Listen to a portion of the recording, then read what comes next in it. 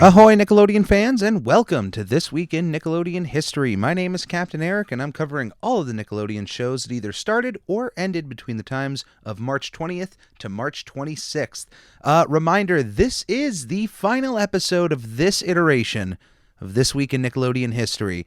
52 weeks ago, I started this show as an addition to my previous show, I'm Ready, a SpongeBob Squarecast, and I just thought it would be a interesting new twist to add to the show, just to be able to talk about other Nickelodeon projects on top of all of the SpongeBob talk. And what I quickly ended up finding was that some weeks there was more Nickelodeon content to talk about than in the actual SpongeBob episode. So what originally started out as a very small segment ballooned into its own separate podcast. And that, for the last year, has been subsequently tied together with the original SpongeBob Squarecast audio feed. So if you are a listener to my podcasts in audio form, this is going to be the last episode of This Week in Nickelodeon History that you will see on this audio feed.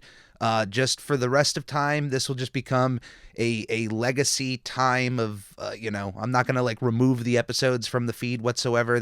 They'll remain there. The new show that'll start next week on April 1st, 2022 will be the first episode of the new This Week in Nickelodeon History. Subsequently, future weeks will have new episodes drop on Sundays. So, mark your calendars. Sundays will be the official drop date of This Week in Nickelodeon History, unless things become super, complicated, but really at that point I'm going to have enough episodes in the can that I should have no concern about releasing episodes on time.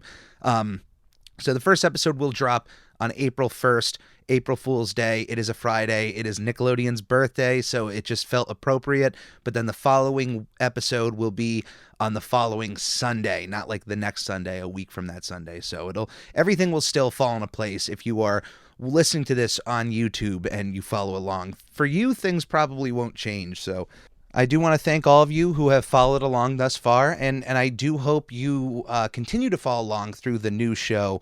I have planned a completely new format moving forward, so I've been kind of shooting by the hip for this last year, kind of taking things at a slower level, slower pace, seeing what worked and what didn't. I knew that this show would kind of have to be fluid in that way to figure out, hey, what is the most appropriate way to bring you This Week in Nickelodeon History? What is interesting? I will tell you that if you've been listening to the last year thus far, when I cover the whole next year, it's not just going to be regurgitating all of the same stuff. Now, there will be repeats. There will be, certain shows or certain topics I may want to delve into more, and that's of my personal opinion. But there will be more additions and changes to the show moving forward, and things will certainly not be repeated.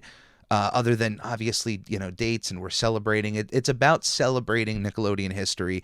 History changes. We're constantly adding to it. So every year there's just going to be more new, Nickelodeon projects to talk about. And it's going to expand beyond even just television shows. And even here, I've kind of, I've had different lanes of what, parts of Nickelodeon I'm covering.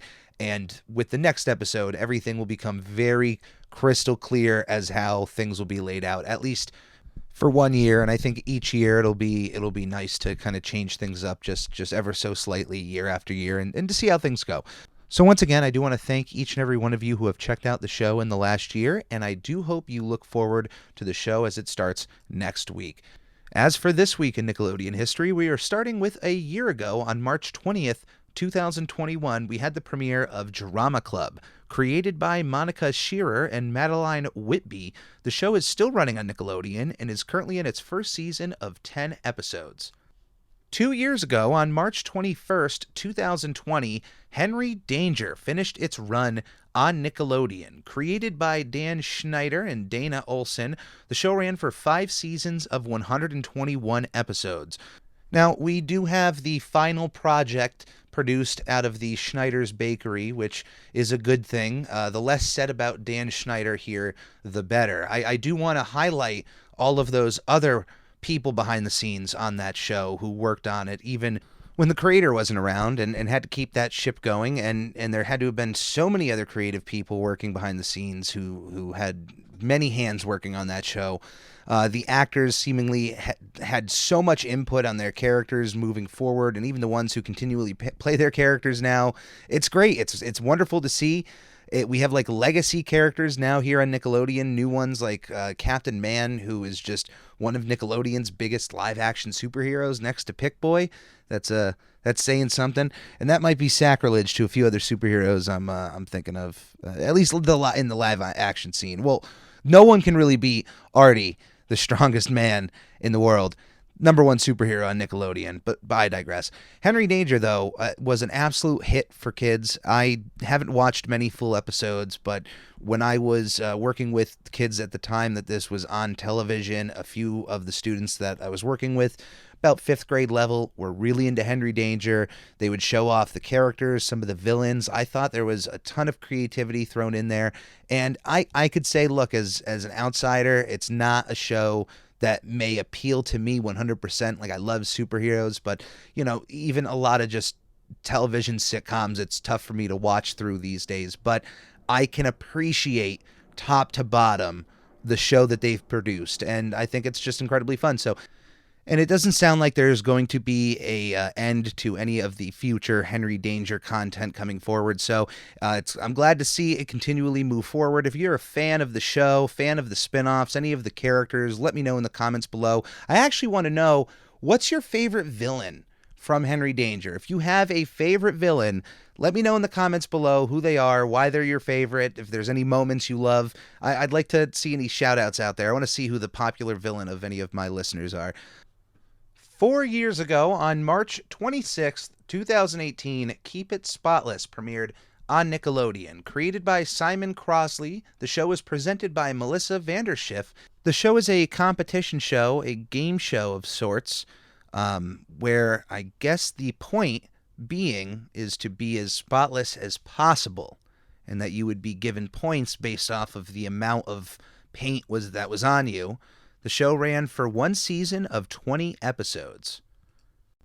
7 years ago, on March 26th, 2015, Make It Pop premiered on Nickelodeon. Created by Thomas W. Lynch and Nick Cannon, the show ran for 2 seasons of 42 episodes.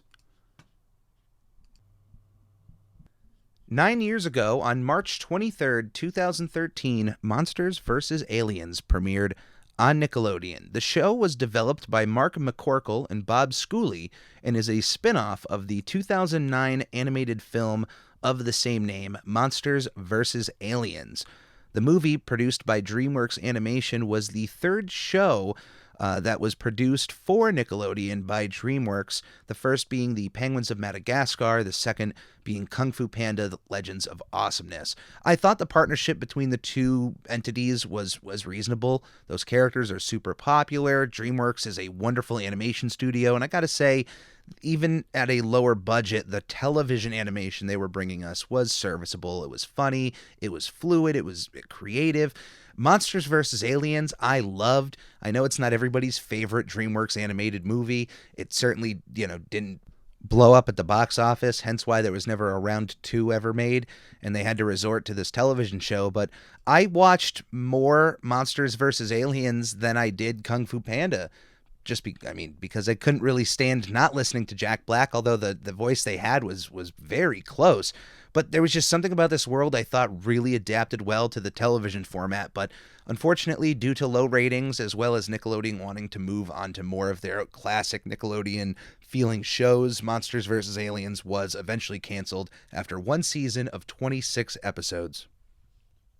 20 years ago, on March 22nd, 2002, Chalk Zone premiered on Nickelodeon. Created by Bill Burnett and Larry Huber, Chalk Zone ran for 4 seasons of 40 episodes.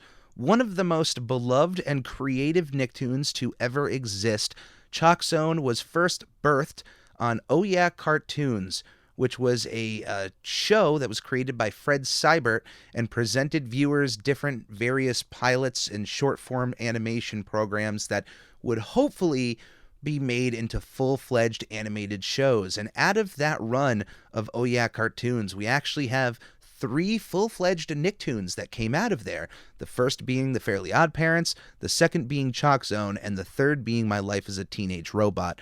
As a kid, that was their clear demographic for Oh Yeah Cartoons. I will tell you that both The Fairly Odd Parents and Chalk Zone in their original forms blew the rest of the competition out of the water. I didn't watch the original My Life as a Teenage Robot pilot. I unfortunately never saw that until later.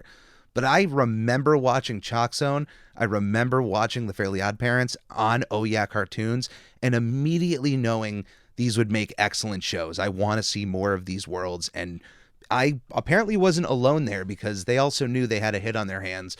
And even with the slight changes they made to the show when they brought it to the full-fledged half-hour format, it was still an endearing world to go into, and the world they helped build over those 4 seasons were pretty incredible. And I'm not sure if most of you remember this who watched Chalk Zone, but most of those early episodes also had a song that ended them. I don't know if it was the entire run of the show, but I can say that a hefty majority of that series had a song at the end of every single episode. If it was every single episode, then I mean, still, that's amazing. Not all of them were amazing hits, but there were some bops in there from Chalk Zone that you could throw on today and still be able to, shake your groove thing a little bit, do a little dancey dance around the house. And there's just something endearing about that world and those characters that there would be no question on whether or not you could, do a reboot of Chalk Zone or a continuation going back into that world. But the only problem being is there's not many people out there using chalkboards. And ironically enough, that is a good setup for me to want to go back into Chalk Zone, because what if an 18-year-old Rudy or even a 15-year-old Rudy finds himself in a world where Chalk Zone isn't seeing as many new chalk creations being made because everybody's using whiteboards? I don't want to discover if there's a whiteboard zone, but I don't know. Is there? Is that a thing that exists? Is that a new show idea? I have no idea. But either way, whether or not the advent of the chalkboard has gone away and has been replaced with whiteboards and smartboards, the idea of making a circle on one of these boards and going through it into a whole another world is a concept that any human being can look at and appreciate, understand, and admire. And especially the art within Chalk Zone and the creativity that went into creating that world is just beyond me. I would have loved to see any of the production of that show being made, because, wow, that just had to have been such a fascinating process to behold. But if you have never seen Chalk Zone, I can't recommend it enough. I can't recommend the original Oh Yeah Cartoons shorts enough. Go and check them out. They're worth dive into that world. Go head first into Chalk Zone. You will not be disappointed. 31 years ago, on March 23rd, 1991, Clarissa Explains It All premiered on Nickelodeon. Created by Mitchell Kriegman, the show ran for 5 seasons of 65 episodes. An early favorite if you are a classic Nickelodeon fan. Clarissa Explains It All is one of the very early Nickelodeon sitcoms that just, hit the right chord with kids.